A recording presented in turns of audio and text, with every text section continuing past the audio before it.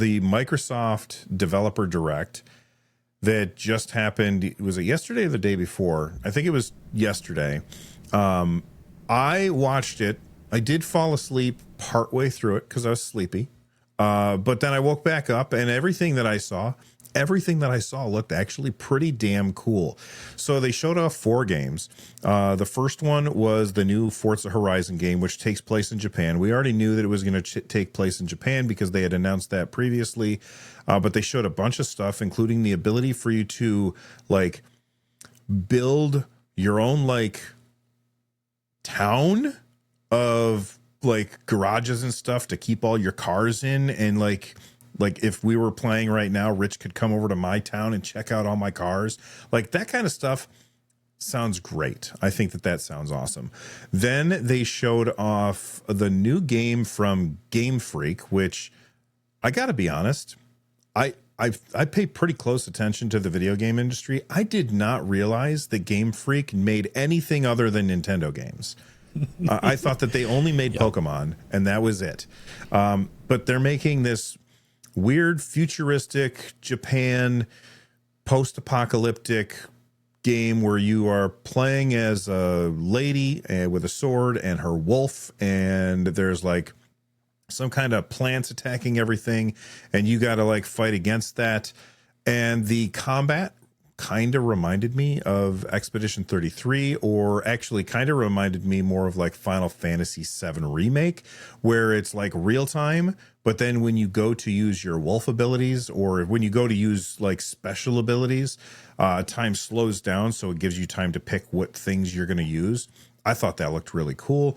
I forget the name of the game. We'll talk about the names of the games in a second. Then they showed off the next game from Double Fine, which Rich and I were talking about, that the immediately like time to penis in this game is going to be extremely low, because you basically make your own clay pots, and then you use those clay pots to carry water in the game in it looked like PvP multiplayer kind of game, but you can make your clay pot look like whatever you want. And if experience has shown us anything, people are going to make a lot of dicks. 100%. Yes, absolutely. And then the last game that they showed was the new Fable. So Rich, pick one of those 4 games real quick and let's talk about it. Okay, let's go with Kiln, right? Because this to me exemplifies the new Xbox. So I've given so much criticism to Xbox over this last year. But one thing that I've been really consistent about is they have really ramped up good ass games. Like they were struggling with releasing good games, and they really seem to have turned a corner when it comes to that. Seems like a lot of people agree, right? This Developer Direct seemed like it got really good sentiment, and I feel like Kiln really solidifies that, right? Because Kiln is not, to me, something that gets greenlit. This is like you're literally building pots, and then you're in a 4v4 capture the flag with those pots, and you're trying not to break your pot, I believe is how the game works, which is an insane premise. And I love that a game like that got greenlit with what looks to be like a reasonable budget, right? Like this looks like not a low quality game. And Double Fine has been excellent with this sort of like really quirky stuff in the past. I don't remember them ever doing like a multiplayer game like this, but they have they have like Brutal Legend and like The Cave. Like all their games are single player, I think. Yes, I don't remember a multiplayer game. They do these like yearly game jams. I think it's called Amnesia Fortnite, so I'm guessing it lasts 2 weeks where they just work on these game jams. And this game was originally conceived in 2014's Amnesia Fortnite game jam. So this is something that's been kicking around Double Fine for some time. And then they finally just said, let's make a game out of it. Let's make a real game out of it. So this is pretty exciting, I think.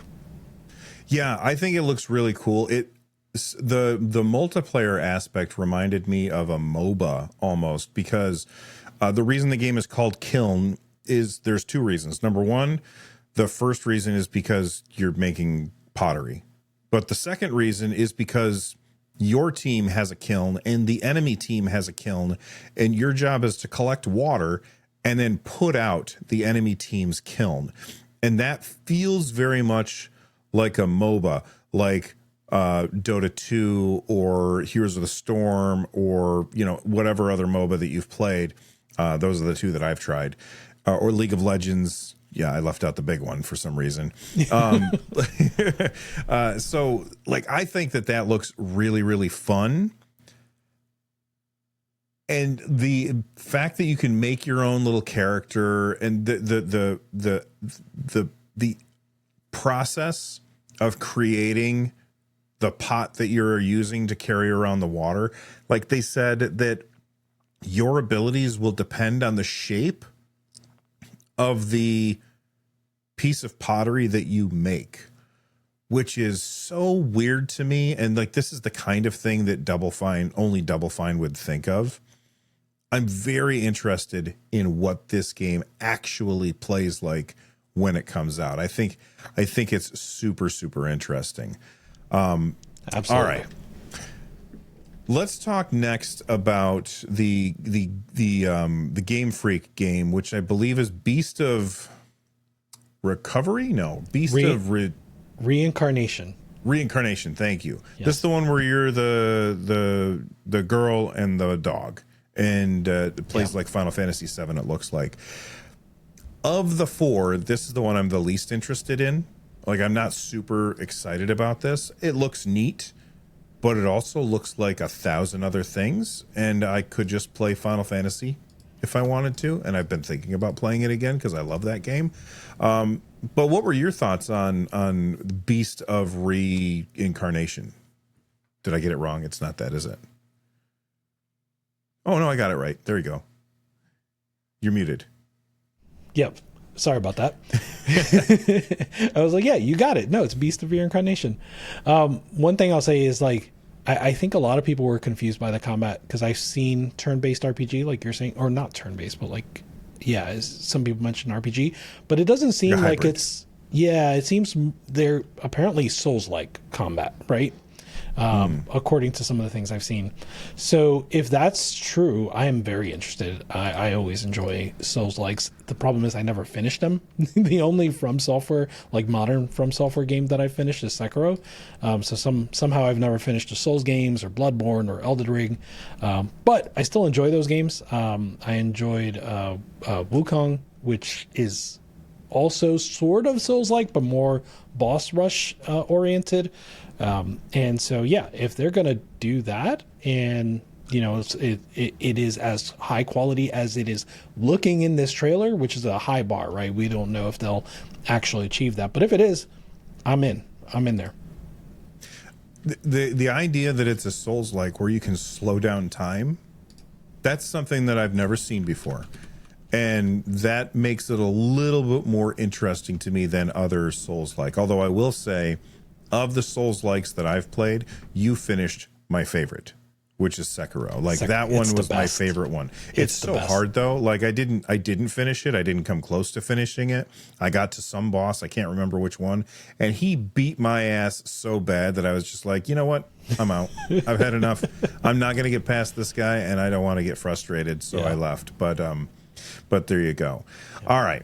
Which one do you want to talk about next? Forza or Fable 2? Or Fable, I mean.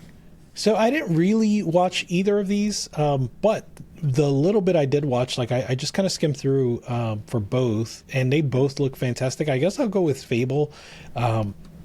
You know, this is one of those games where it's like I've mentioned in the past, I don't know whether or not the audience is really there for Fable. It's talked about as one of the big three for Xbox, but I struggle to sort of see the audience.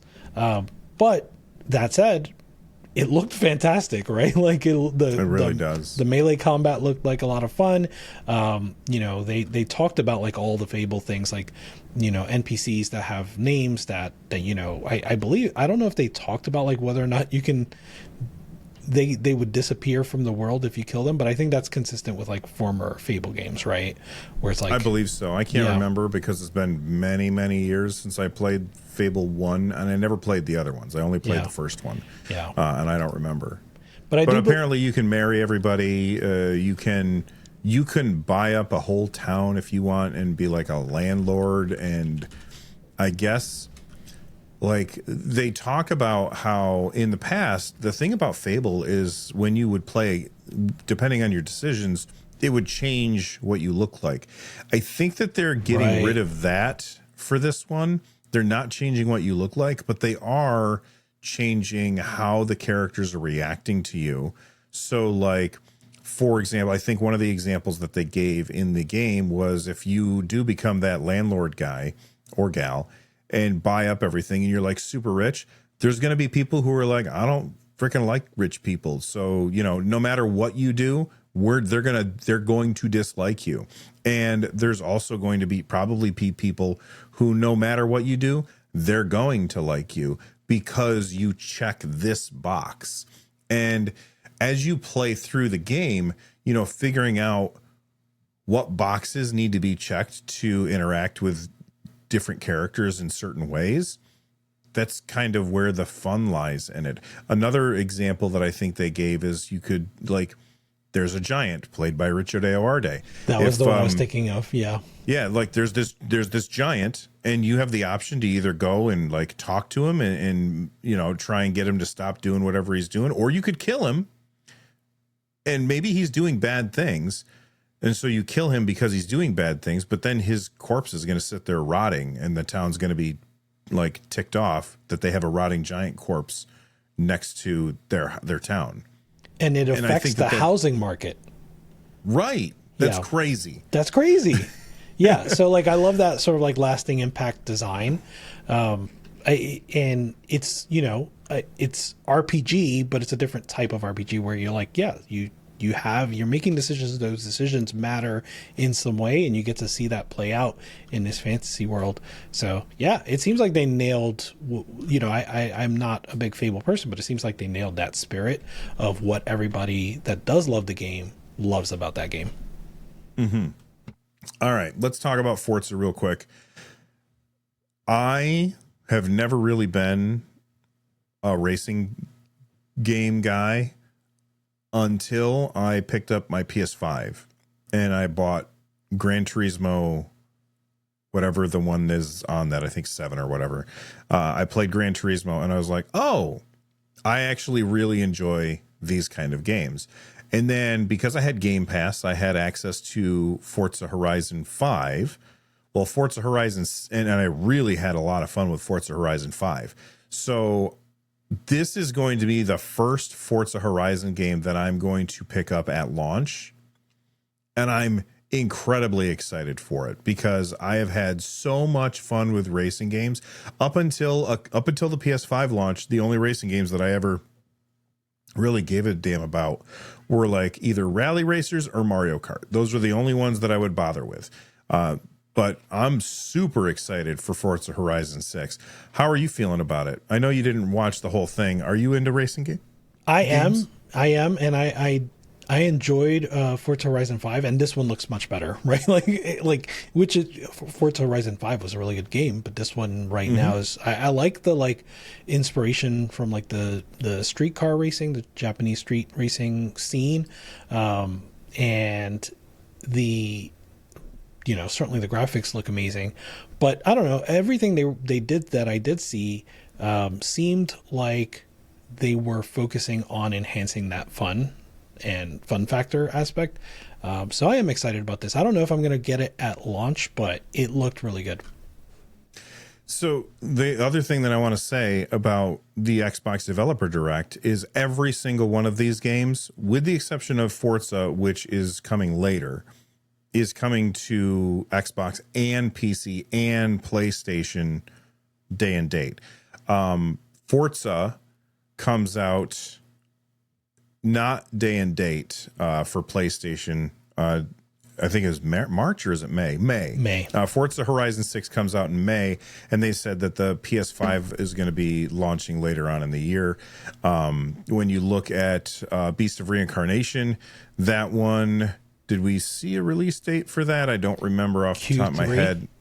Q3. Okay. And I think that Kiln and Fable are all coming multi-platform I mean, Microsoft is going full multi-platform. We've been talking about this for a long time. They've telegraphed it. They've told us that that's what they're going to do. But when they are bringing out Fable and it's day and date on PS6 or PS5 and Xbox, whatever, at the same time, I think that that is significant. Whether or not that makes people less likely to pick up an Xbox, whatever, I don't think Microsoft gives a damn. I think that they're just like, yeah, we don't care. Just play our game. Just buy our game and play our game. We don't care where you play it. And I think that that's a good move. Well, it's at least a move that I'm happy with, because it means I'll have one less box that I have to buy in the future. Yeah, and even Forza Horizon 6, right? Like that scenario or that example just seems like a matter of circumstance, right? Like if they had the chance, I'm sure they would have launched day and date. It just sounds like a game that started development before this strategy was solidified. And so at some point they must have pivoted to also working on a PS5 version that just wasn't ever going to be ready day and date with the Xbox version.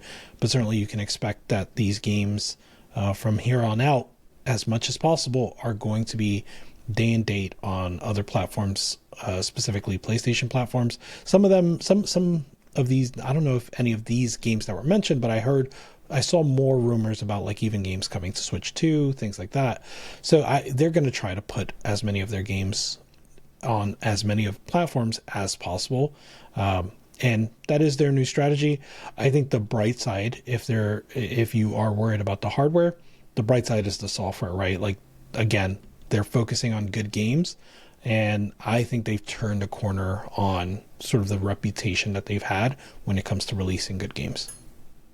Yeah, well, and I think one of the reasons why that is because if you look back to, I don't remember which year it was, but there was a year where Microsoft got up on stage at E3, or they put out a video at E3, I don't remember which, and they were like, and we bought this company, we bought that company, we bought this company, we bought that company. We bought all these different publishers. And they were like, wow, that's pretty amazing. Well, now they're finally starting to see the fruits of that. And when you look at